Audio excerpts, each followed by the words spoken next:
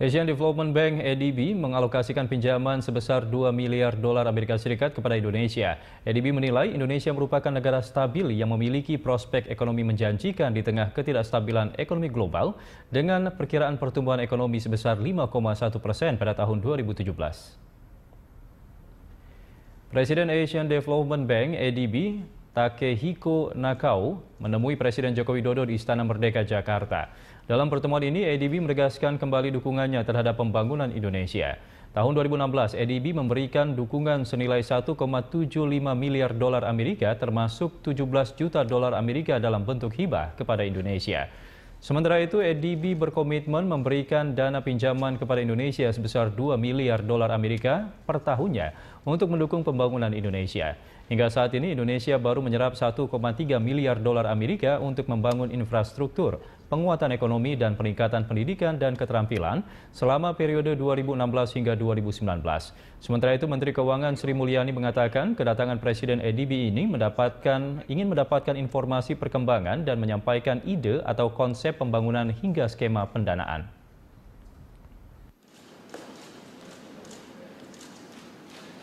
Our lending to governments, what I mentioned maybe last time is we are targeting $2 billion in coming years. In 2016-29, our country partnership strategy, $2 billion only for sovereign.